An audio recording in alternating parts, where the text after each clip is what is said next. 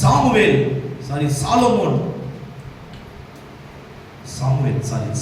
தான் ஒரு தீர்க்கதரிசி. அவர் எப்படி தேவனுடைய சத்தத்தை கேட்டார், அதுக்கு யார் யார் பின்னாடி இருந்து ஜெபித்தார்கள். அவர் தேவனுடைய சத்தத்தை கேட்கும் பொழுது எப்படி இருந்தது அந்த சத்தம்? ஒரு சிறு பிள்ளை, நேக வீட்டில் நம்ம வீட்டில் பிள்ளைகள் இருக்காங்க, பிள்ளைகள் கர்ப்பத்தரிக்க போறாங்க, பிள்ளைகள் பிறக்க போறாங்க, சில பேர் கர்ப்பத்தரிக்க போறாங்க. கர்த்தருடைய பரிசுத்த நாமத்துக்கு மகிமை உண்டாகட்டும். பிள்ளைகள் தேவனுடைய சத்தத்தை அப்படின்னு சொல்லிட்டு ஒரு டாபிக் நடத்துவார், ரொம்ப ஆழமா இருக்கும். ஊழியக்காரர்கள் என்ன கடமை செய்யணும், பெற்றோர்கள் தாய் தகப்பனுடைய கடமை என்ன, அடுத்த வாரம் கொஞ்சம் ஆழமாக தியானிக்க போகிறோம். இன்றைக்கு போன வாரமுடைய தொடர்ச்சி. அதாவது நல்லா புரிந்து கொள்ளுங்க, அநேக பேர் நம்ம எல்லாரும் பிற ஜாதியிலிருந்து ரட்சிப்பு அடைந்து ரட்சகர சொந்த ரட்சிப்பாய் அவரை நம்ம சுதந்திரித்துக் கொண்டிருக்கிறோம். தேவச்சாமி பிற ஜாதியிலிருந்து ஆண்டவர் நம்மளை தெரிந்து கொண்டார், இது விளங்கிக் கொள்ள வேண்டும். என்னுடைய பிள்ளைகளுக்கு அநேக பேர் சொல்லுவாங்க, நீ இதில் இருக்கும் பொழுதே உனக்கு இவ்வளவு துன்பமா, நீ இந்த தெய்வத்தை ஆராதித்துக் கொண்டிருக்கும் பொழுதே பார்வனுடைய வாழ்க்கை எப்படி இருந்தது, நீ இந்த கை தட்டாத அல்லேலூயா கூட்டத்தில் போய் சேர்ந்து விட்டாயே. அல்லேலூயா என்பது பைபிள் இருக்கிறது. தேவனுடைய நாமத்தை அல்லேலூயா என்பது நீங்கள் புரிந்து கொள்ள வேண்டும். அது பூமிக்குரிய ஒரு வார்த்தை அல்ல. அல்லேலூயா ஆமென் என்பது இந்த ரெண்டு வார்த்தை பூமிக்குரிய வார்த்தை அல்ல. அல்லேலூயா என்பது தேவனுடைய தூதர்கள் தேவனை மகிமைப்படுத்துகிற ஒரு வார்த்தை, தேவனை மகிமைப்படுத்துகிற ஒரு வார்த்தை. இது விளங்கிக் கொள்ள வேண்டும். தேவனுடைய பிள்ளைகள் இரவும் பகலும் அல்லேலூயா அல்லேலூயா அல்லேலூயா என்று ஓயாமல் பாடிக்கொண்டிருக்கிறார்கள். இதோ நீ கரங்கள் தட்டுற கூட்டத்தில் போய் சேர்ந்து விட்டாய். அநேக பேர் இந்த பைபிள் சுமக்கிற ஒரு கூட்டத்தில் போய் சேர்ந்து விட்டாய். ஏசப்பா என்ற அந்த பெயர் சொல்கிற கூட்டத்தில் போய் சேர்ந்து விட்டாய். இந்த புறஜாதியை விட்டு விட்டு நான் மறுபடியும் சொல்கிறேன், புறஜாதிகள் என்பது யூதர்களுக்கு, நம்ம புறஜாதிகள் கிறிஸ்துவை ஏற்றுக்கொண்டிருக்கிற நமக்கு இந்துக்களும் இஸ்லாமியர்களும் புறஜாதிகள். புரியுதா? யூதருக்கு நம் எல்லோரும் புறஜாதிகள். கிறிஸ்துவத்தை ஏற்றுக்கொண்டிருக்கிற இயேசப்பாவை நான் ஏற்றுக்கொண்டிருக்கிறேன் என்று சொல்கிற நம் எல்லோருக்கும் இந்துக்களும் முஸ்லிம்களும் இஸ்லாமிய சகோதர சகோதரர்களும் நமக்கு புறஜாதிகள். தேவச்சாமி அப்படி இருக்கிறது தேவனுடைய பிள்ளைகளே. ஆனால் நல்ல ஒரு காரியம் விளங்கிக் கொள்ள வேண்டும் தேவனுடைய பிள்ளைகள். அநேக பேர் உங்களை கேலி பரிகாசம் செய்வார்கள், அநேக பேர் உங்களை நிந்திப்பார்கள், கேவலமா பேசுவாங்க. நீங்க அந்த கூட்டத்தில் போய் நீங்க கிறிஸ்துவத்தில் போய் சேர்ந்து விட்டாயே, கிறிஸ்துவத்தை போய் சேர்ந்து விட்டாயே, ஞானஸ்தானம் பெற்று விட்டாயே, இயேசுவை சொந்த ரட்சகராய் ஏற்றுக்கொண்டிருக்கிறாயே என்று. ஆனால் இதில் இருக்கும் பொழுது எப்படி இருந்தாய் நீ? உன்னுடைய வாழ்க்கை எப்படி இருந்தது? கொஞ்சம் நீ யோசித்துப்பா. எடுத்துக்கொள்ளலாம். மத்தேயு 7ஆம் அதிகாரம் 13-14 வசனங்கள் கொஞ்சம் தியானித்து பார்க்கலாம். இடுக்கமான வாசல் வழியாய் உட்பிரவேசி. நல்லா இந்த வசனத்தை பாருங்க, படிங்க. இடுக்கமான வாசல் வழியாய் உட்பிரவேசியுங்கள். கேட்டுக்கு போகிற வாசல். அதோ 2 கேட் இருக்கிறது.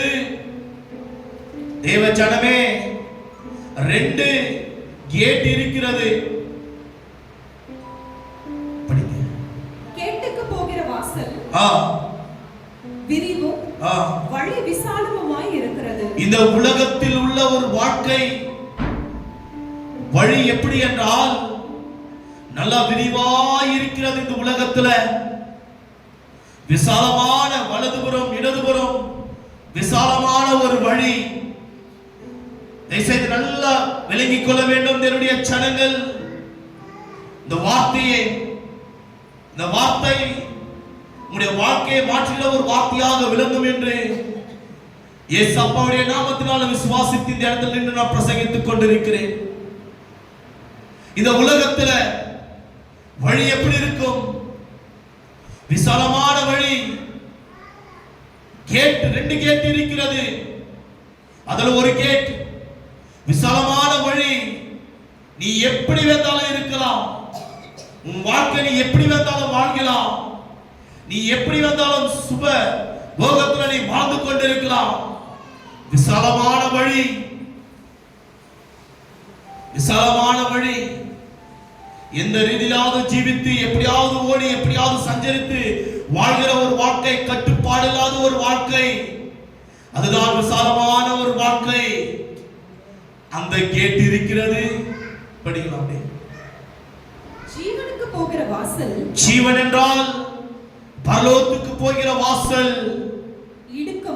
இடுக்கமும் வழி நெருக்கமாயிருக்கும், குறுகலான ஒரு வழியாயிருக்கும். அதாவது நல்லா விலகிக் கொள்ள வேண்டும் என்னுடைய பிள்ளைகள். பரலோகத்துக்கு போற வழி இடுக்கமும் வழி நெருக்கமாயிருக்கும். தேவச்சனமே, ஏன் தெரியுமா? நீ இப்படிதான் வாழ வேண்டும். இந்த கட்டுப்பாட்டுக்குள்ள இப்படிதான் ஜீவிக்க வேண்டும். நீ இப்படிதான் ஓட வேண்டும். விசாலமான வழி, ஒரு பெரிய கிரவுண்டை போல நீ அங்கே இங்கே அலைந்து திரிய முடியாது. இந்த மாட்டுக்கு முக்காங்கயிறு சொல்லுவாங்க, பார்த்திருக்கீங்களா? முக்காங்கயிறு தெரியுமா, தெரியாதுங்களா? அதை போட்டு கண்ட்ரோல் பண்ணுவாங்க தேவச்சனமே. குதிரைக்குள்ள போடுவாங்க, அது போட்ட உடனே கண்ட்ரோல் பண்ணுவாங்க. அது கண்ட்ரோல் பண்ணுகிறது. அந்த மூக்காங்கயிறை எடுத்து பாருங்க, அந்த கயிறை எடுத்து பாருங்க, மூக்குள்ள போட்டு அடிக்கிற அந்த கயிறை எடுத்து பாருங்க, கண்ட்ரோல் வராது. நீ எப்பொழுது கண்ட்ரோலுக்குள்ள இருக்கிறாயோ, ஆவியானுடைய கண்ட்ரோலுக்குள்ள, அப்பொழுதுதான் உன் வாழ்க்கை சீரும் சிறப்புமாக வாழ முடியும். அதாவது பாவம், இந்த உலகத்தின் பாவம், அக்கிரமம், மாய, வேஷ எல்லாமே விலக்கி ஒரே ஒரு கொட்டுக்குள்ள நீ ஓட முடியும். அதாவது பரிசுத்தம், பரிசுத்தம், பரிசுத்தம். அந்த பரிசுத்தம் உள்ள ஒரு வாழ்க்கை, இது வாழ்ந்தாதான் ஜீவன் என்ற அந்த கேட்டை அடைய முடியும். தேவச்சனமே, விலகிக் கொள்ள வேண்டும் தேவனுடைய பிள்ளைகள். உலகத்தில் விசாலமான வழிகள் உண்டு. எப்படியாவது தாறுமாறான வாழ்க்கை வாழ்ந்து ஓடிக்கொண்டிருக்கிற வழி. ஆண்டவர் அதுக்காக நம்மை அழைக்கவில்லை, அதற்காக அழைக்கவில்லை. யாராவது உங்களை கேட்ட அந்த வார்த்தையை சொல்லுங்க. இந்த உலகம் விசாலமான ஒரு உலகம், தாறுமாறான ஒரு உலகம். எப்படியாவது வாழ்ந்து, எப்படியாவது ஓடி, எப்படியாவது ஜீவிக்கலாம். ஆனால் கிறிஸ்துவை என்கிற அந்த வழிக்குள்ள வரும்பொழுது நீ இப்படிதான் வாழ வேண்டும், நீ இப்படிதான் ஜீவிக்க வேண்டும், உன் வாழ்க்கை இந்த நிலையில் தான் இருக்க வேண்டும், நீ இப்படிதான் என்று ஆவியானவர் நம்மை நடத்துகிறார். ஆவியானவர் நம்மை நடத்துகிறார். கொஞ்சம் யோசித்து பார்க்கணும் தேவனுடைய பிள்ளைகள். நீ ரட்சிப்பை அடைய முடியாது, ரட்சிப்பை பெற முடியாது. இதுக்கு முன்பாக உன்னுடைய வாழ்க்கை எப்படி இருந்தது, இப்போது உன்னுடைய வாழ்க்கை எப்படி இருக்கிறது? ஒரு சகோதரியை பார்த்து சொன்னாங்க,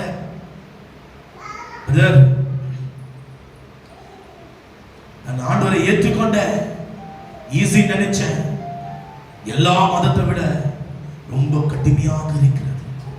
ஆமா, ருசி பார்க்க பார்க்க தேனிலும் இனிமையானவரை. கடுமைதான். ஏனென்றால் இயேசுவானவர் இந்த பூமியில் பிறந்த முதல் கொண்டு அவருடைய ஊழியத்தை 30 வயதில் ஆரம்பித்தார்.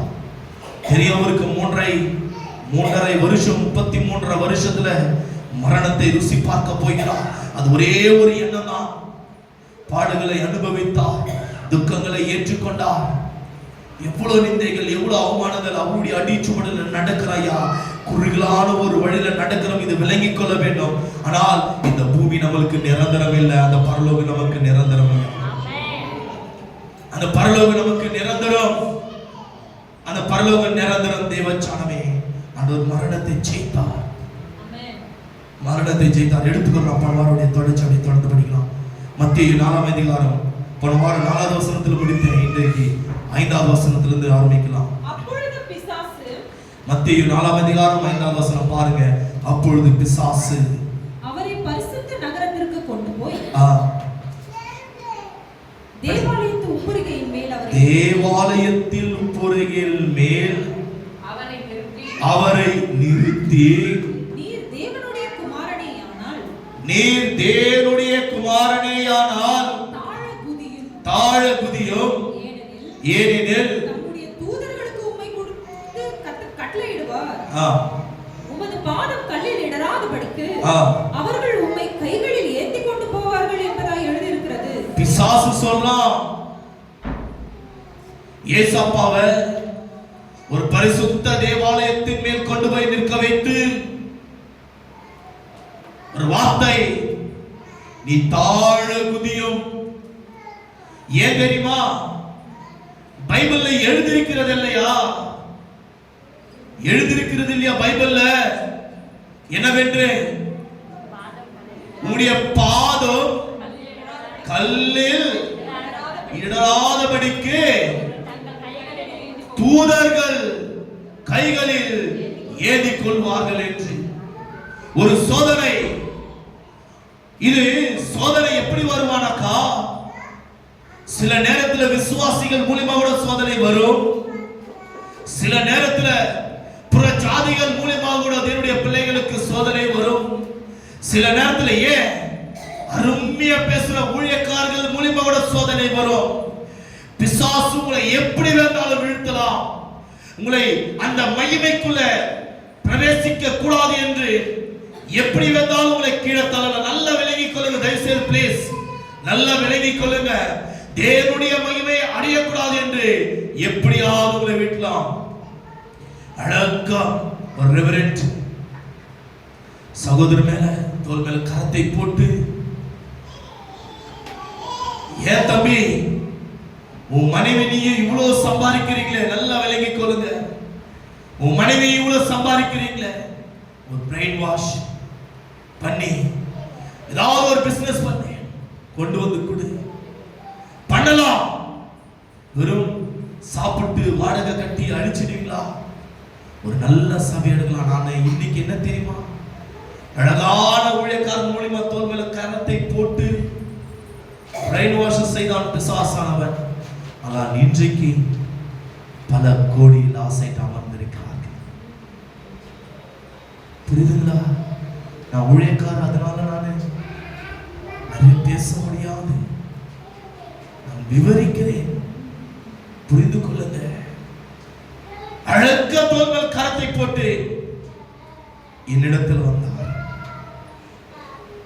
அருண் சொல்லிதான் கூப்பிடுவார். நான் உன்னை பெங்களூர்லயே என்னாக்கிடுவேன் கோட்டீஸ்வரன் ஆக்கிடுவேன் என்ன சொன்னார்.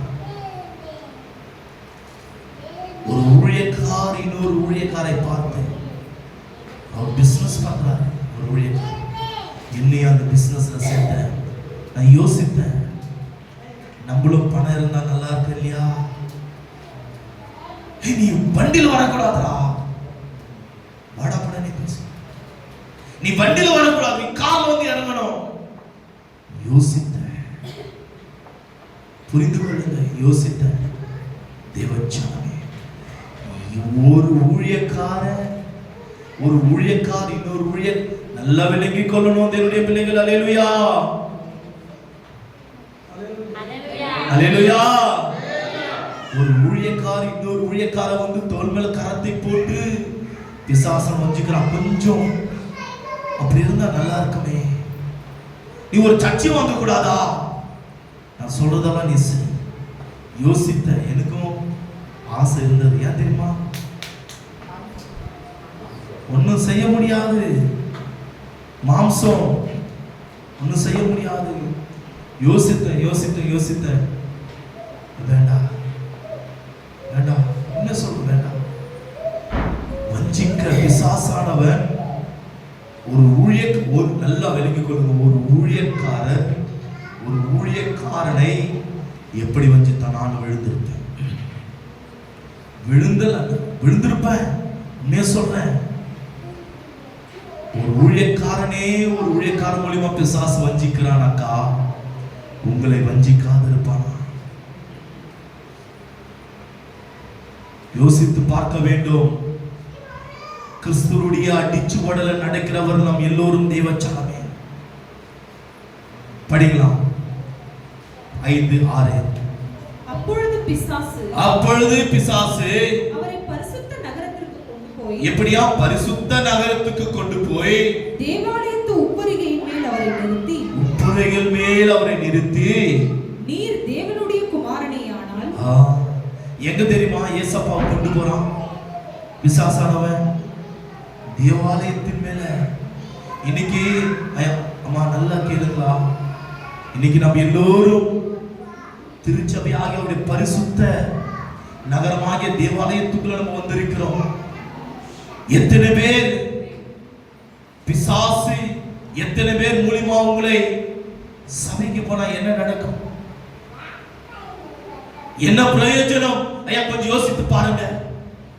போறீங்களே என்ன பிரயோஜனம்? எத்தனை பேர் மூலியமா உங்களை வஞ்சித்திருப்பான், அழக பேசுவான், பாகதளமே நல்லா தெரியும், உங்களை கவர்ற மாதிரி பேசுவான், உங்களை அழகா வஞ்சிக்கணும்னு நினைப்பான். சபைக்கு போறீங்களே, உனக்கு வியாதி தானே வந்துச்சு, நீ இவ்வளவு வியாதிப்பட்டிருக்க, நல்லா கேளுங்க, நல்லா கேளுங்க, நீ இவ்வளவு வியாதிப்பட்டு இருக்கிறியே, ஏன் ஏசப்பா குணமாக்க மாட்டாரா? ஏசப்பா இதுல இருந்து உன்னை விடுவிக்க மாட்டாரா? இந்த வியாதியில இருந்து வஞ்சிப்பான். ஏசப்பாவை பரிசுத்த நகரமாகிய பரிசுத்த தேவாலயத்தின் முப்புரைகள் மேல் அவரை நிற்க வைத்து ஒரு சோதனை செய்கிறார். எத்தனை பேருக்கு விளங்குதுன்னு தெரியல இந்த வார்த்தை. அபிஷேகத்தில் நிரம்பி நான் பேசிக் கொண்டிருக்கிறேன் இந்த வார்த்தை. அபிஷேகத்தில் நிரம்பி இந்த வார்த்தை நான் ஆவியானவர் பிரதிபலித்துக் கொண்டிருக்கிறார்.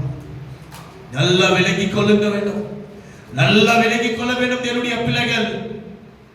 எத்தனை பேர் மூலியமா அவங்களை சோதித்திருப்பான்? சிறு பிள்ளைகளே, இல்ல பிள்ளைக்கு ஏதாவது ஒரு பலவீனம் வந்துட்டா, இல்ல நம்ம அங்க தூக்கிட்டு போலாம், மசூதிக்கு போலாம், இல்ல இங்க போலாம், பிசாசுக்கு ஏதாவது பிள்ளைக்கு ஏதாவது காத்து கருப்பு பட்டு இருக்கும், ஏதாவது அதான் இருக்கும், பிசாசு வஞ்சிக்க நினைக்கலாம். எச்சரிக்கையா இருங்க, புரிந்து கொள்ளுங்க. காது உள்ளவன் கேட்க கடவான், வசனம் உரைக்கிறது. உங்களை எவ்வளவு வஞ்சித்திருப்பான். சில பேர் சொல்லுவாங்க, நீ அமர்ந்து யோகா பண்ணு, உனக்கு பிபி இருக்காது, உனக்கு அந்த டென்ஷன் இருக்காது, இது பிசாசுடைய தந்திரம். யோகா என்பது ஒரு பிசாசுடைய தந்திரம். விலகிக் கொள்ள வேண்டும் என்னுடைய பிள்ளைகள். அது எங்கிருந்து வந்தது தெரியுமா? அதனுடைய வரலாறை படித்து பாருங்க, கூகுள்ல போயிட்டு. சின்ன சின்னதான் இல்ல வாங்க வீட்டுக்கு ஆர்த்தி எடுக்கலாம் சொல்லுவோம், ஆரத்தி. இதெல்லாம் பிசாசுடைய தந்திரம். இதெல்லாம் இடம் கொடுக்காதீங்க. சின்ன சின்னதான். என்னுடைய பிள்ளைகளே, உங்களை பிள்ளைகளை ஜாக்கிரதையாய் நீங்கள் பாதுகாத்துக் கொள்ள வேண்டும். ஒரு சந்தோஷமான விஷயத்தை கொண்டு வருவோம். இல்ல இன்னைக்கு ஞாயிற்றுக்கிழமை ஒரு சந்தோஷமான விஷயத்தை கொண்டு வருவோம். சபைக்கு போகக்கூடாது, அந்த சந்தோஷமான காரியில பங்கு கொள்ளலாம்.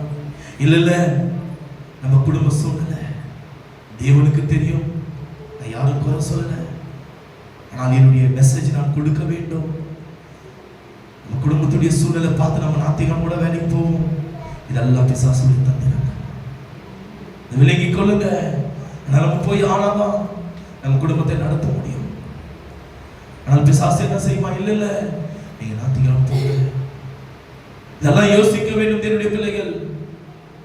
ஒரு சகோதரனுக்கு வந்து நம்ம சர்ச்சி அவர் வந்து நல்ல பெரிய ஒரு இடத்துல வேலை செஞ்சிருந்தார். ஞாயிற்றுக்கிழமை லீவில் அவருக்கு அந்த இடத்துல தூக்கி போட்டு அவர் வந்துட்டார். அவர் வேற இடத்துல வேலை கிடைச்சு. அதோட இது பெஸ்ட்.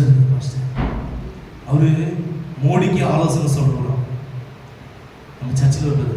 அவர் பேர் என்னாச்சு? பழைய ஓனரு புரியல, சுப்பிரமணிய சர்மா. அவங்க தாத்தா யார் தெரியுங்களா? அவங்க தாத்தாவா அப்பாவுங்களா? தாத்தா பேரு சர்வ ராதாகிருஷ்ணன். நீங்க கேள்விப்பட்டிருப்பீங்க. ராதாகிருஷ்ணன் பெரிய ஆளு,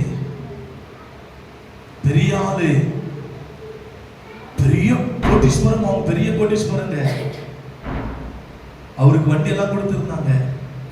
டூ வீலர்லாம் கொடுத்துருந்தாங்க, நீ யூஸ் பண்ணிக்கோ பிரதர்னு சொல்லிட்டு இன்னும் கேட்கலாம். டூ வீலர்லாம் கொடுத்துருந்தாங்க. எங்கங்க பவுன்சர் மாதிரி, அவருக்கு பவுன்சர் மாதிரி அவரு மோடிக்கு ஆலோசனை சொல்றாரு, இப்படி இருக்கணும் இப்படி இருக்க கூடாதுன்னு சொல்லிட்டு. பார்த்தாக்கா நான் கேட்பச்சுன்னா இன்னைக்கு எங்க இருக்கிறீங்க ஃபோன் பண்ணுவார். அருணா பாஸ்டர் என்னால் வர முடியல, இங்க வந்துட்டோம். அவர் ஒரு நாள் ஒரு ஊர்ல இருப்பார், அப்படிப்பட்டவர் அவரு. அந்த வேலையே எனக்கு வேணான்னு சொல்லிட்டு. ஆனா இன்னைக்கு இருந்தாக்கா அவருக்கு லைஃப் செட்டில் ஆயிட்டு இருக்கும்.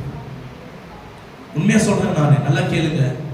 லைஃப் செட்டில் ஆயிட்டு இருக்குல்ல, வீடெல்லாம் கொடுத்துருப்பாரு. அங்கே ஹஸ்பண்ட் ஒய்ஃப் பிள்ளைங்க எல்லாமே அம்மா எல்லாமே அங்கே போய் செட்டில் ஆயிட்டு இருப்பாங்க. வீடு கொடுத்துட்டு இருப்பாரு. ஆனா அதெல்லாம் வேணாம்னு சொல்லிட்டு தூக்கி போட்டு இன்னைக்கு சின்ன வேலை தான், கம்மி சம்பளம் தான், ஆனா நிம்மதியா இருக்காச்சுன்னா இல்ல கேட்கல சார், நிம்மதியா இருக்கு. அதுதான் கர்த்தர், அதுதான் கர்த்தர். இன்னொரு ரகசியம் என்ன தெரியல, நான் உங்களுக்கு ஓப்பனா ஷேர் பண்ணட்டுமா? அவர் அந்த வேலை செஞ்சிருந்தாருனாக்கா சகோதரிக்கு வேலை கிடைச்சிருக்காது, வேலை கிடைச்சிருக்குது, சோனியா சிஸ்டருக்கு வேலை கிடைச்சிருக்குது. அந்த வேலை செஞ்சிருந்தாருனாக்கா அவருக்கு வேலை, சகோதரி வேலை கிடைச்சிருக்காது. இதான் மட்டும் சொல்றது, அவர் வேலையை தூக்கி போட்டு வந்தாரு, சகோதரிக்கு அந்த வேலை கிடைச்சு. வேற இடத்துல வேலை செஞ்சிருக்கிறாங்க, அருமையான வேலை, பேங்க்ல அருமையான வேலை கிடைச்சிருக்கு அவங்களுக்கு. ஆண்டவர் 2 பேருடைய கை பிரயாசத்தை தேவன் ஆசீர்வதிக்கிறார். ஆனா இது விலகிக் கொள்ள வேண்டும். சின்ன சின்ன காரியங்களால சாத்தான் நம்மளை வஞ்சிக்க பார்ப்பான். நீங்க விழுந்து போகாதீங்க, விழுந்து போக கூடாது. தேவனுடைய பிள்ளைகள் ஜெபிங்க, ஜெபிங்க. தேவனுடைய பிள்ளைகள் ஜெபித்துக் கொண்டே இருக்கணும். தேவனுடைய பிள்ளைகள் ஆண்டவரை தேடிக்கொண்டே இருக்க வேண்டும். சிலர் குழந்தைங்களுக்கு கோல்ட் ஆயிடுச்சா நல்லா கேளுங்க, கொஞ்சம் பிராந்தியா விஸ்கீங்களா இல்ல என்னது ஒரு ஸ்பூன் கொடுத்தா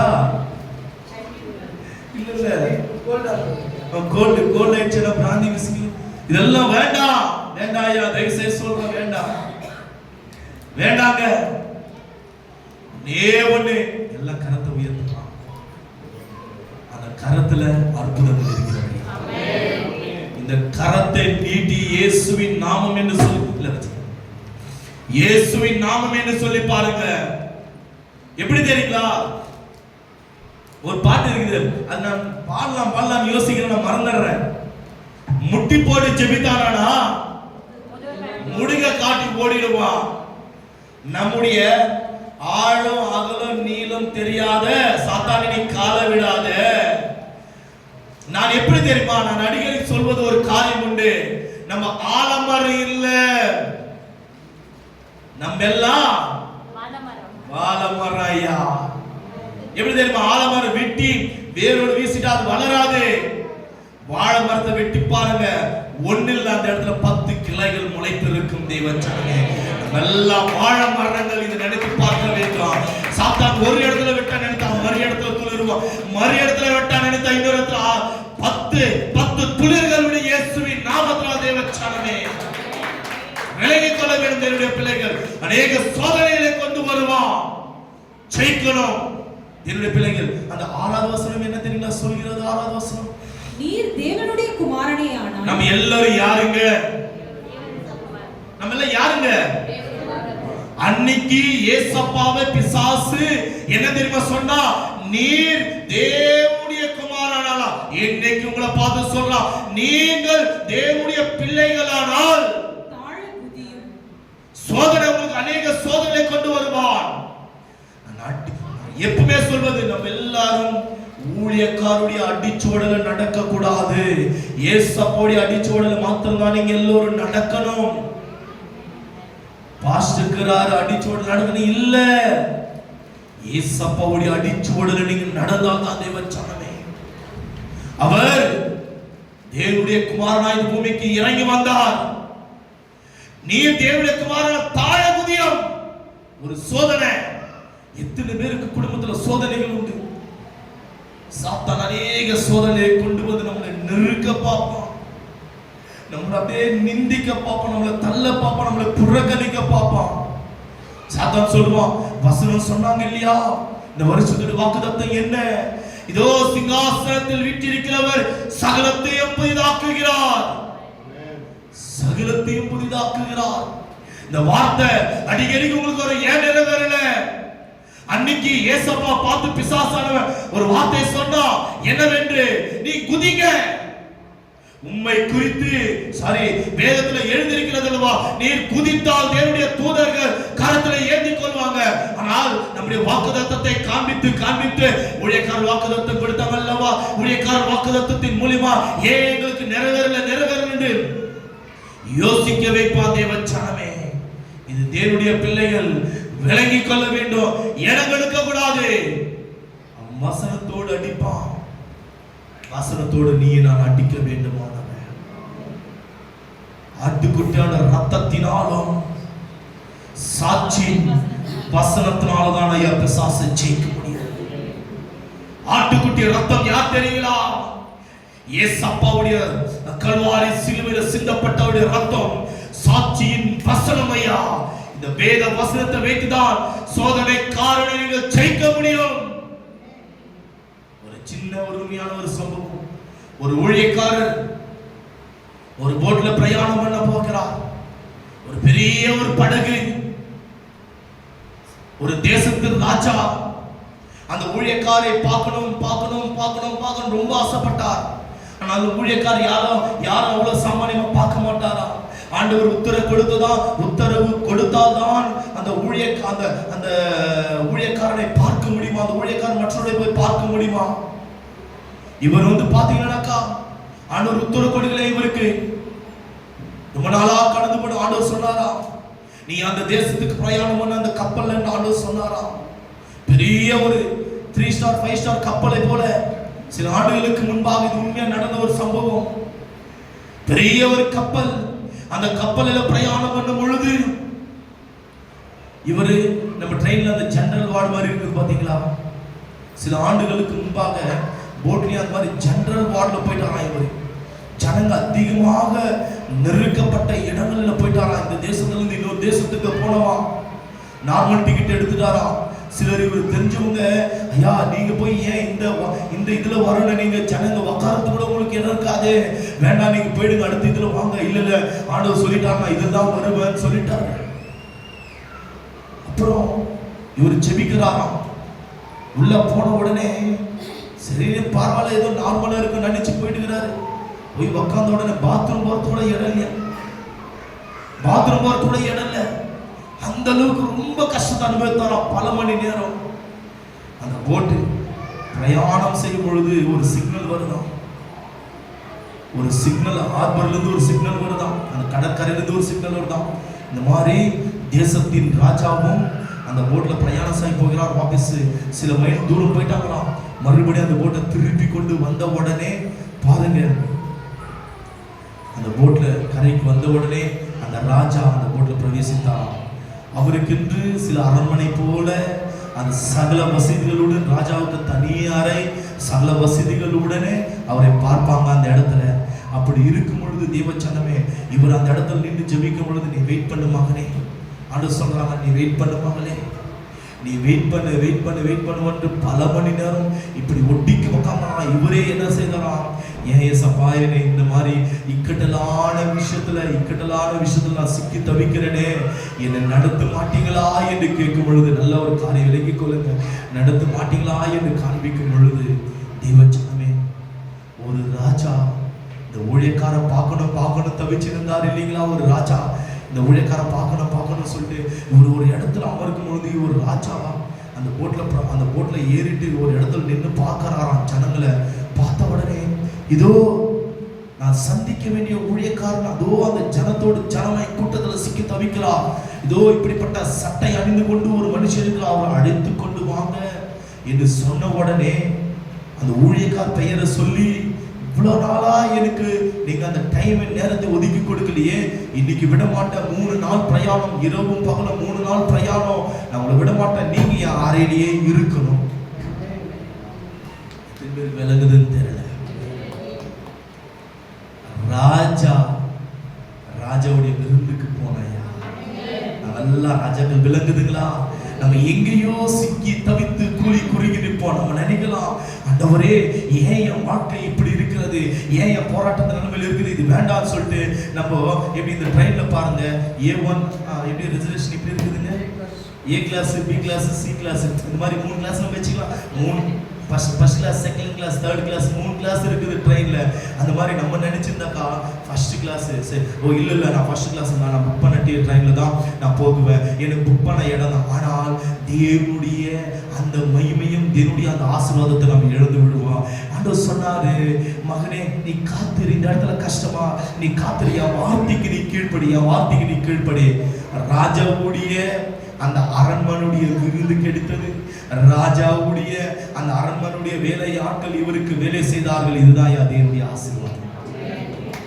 இதுதான் அவருடைய பிள்ளைகளுக்கு ஆண்டவர் கொடுக்க விரும்பி கொண்டிருக்கிறார். இல்ல நான் இப்படிப்பட்ட ஒரு வாழ்க்கை தான் போவேன், இல்ல எனக்கு ரெஜர்வேஷன் தான், இல்ல அது மேல ஏசி ரூம் ஆண்டவர் உனக்காக செப்பரேட் ஒரு பெட்டி ஆண்டவர் வைத்திருக்கிறார். அது நம் தேவன். அப்படின்னா தெரியுமா ஆண்டவர் பேசுறாரா, இதுதான் மகனே நான் உனக்கு வைத்த இடம். ஆண்டவரை தேடுறவங்களுக்கு இதுதான் தேவன் வைக்கிற இடம். சாத்தான் சின்ன சின்ன பிரச்சனைகளை கொண்டு வந்து, சின்ன சின்ன போராட்டத்தை கொண்டு வந்து நம்மளை சோதித்து பார்ப்பான். இடம் கொடுக்காதீங்க.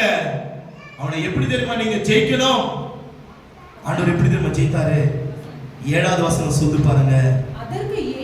அதற்கு இயேசு உன் தேவனாகிய கர்த்தரை பரீட்சை பாராதிருப்பாயாக என்று எழுதியிருக்கிறதே என்றார். ஆண்டவர் அப்படியே சொல்லியிருப்பாரு.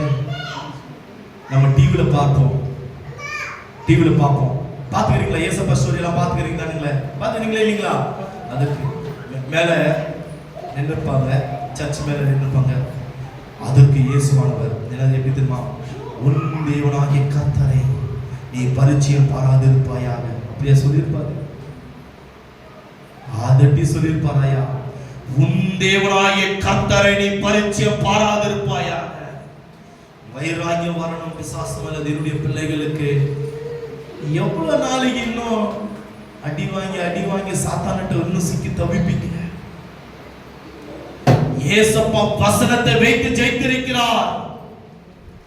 வசனத்தை வைத்து ஜெயித்திருக்கிறார். எனக்கு ஒரு வசனம் ஞாபகத்தில் வருது, எடுத்துக்கோங்க. 1 ராஜாக்கள் 3ஆம் அதிகாரம் எடுக்கலாம். 1 ராஜாக்கள் 3ஆம் அதிகாரம். அதுல 11-12 படிக்கலாம். ஆகையால் எல்லாம் நல்லா கேளுங்க. ஆகையால் தேவன் அவனை நோக்கி, நீ உனக்கு நீடித்த நாட்களை கேளாமலும், ஐஸ்வர்யத்தை கேளாமலும், உன் சத்துருக்களின் பிராணனை கேளாமலும், நீ இந்த காரியத்தையே கேட்டு நியாயம் விசாரிக்கிறதற்கு ஏற்ற ஞானத்தை உனக்கு வேண்டிக் கொண்டபடியினால். சாலமோன், இது கொஞ்சம் நான் விவரிக்கிற நேரம் இல்ல, என்ன கொஞ்சம் விவரிக்கிறேன், நல்லா கேளுங்க.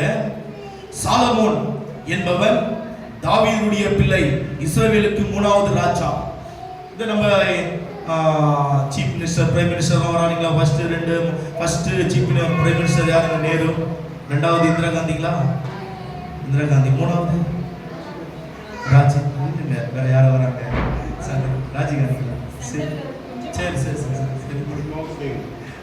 இல்ல சரிங்க, கர்த்தருடைய பரிசுத்தம். இந்த மாதிரி 1 2 3 4 பிரைம் மினிஸ்டர் வராங்க இல்லைங்களா?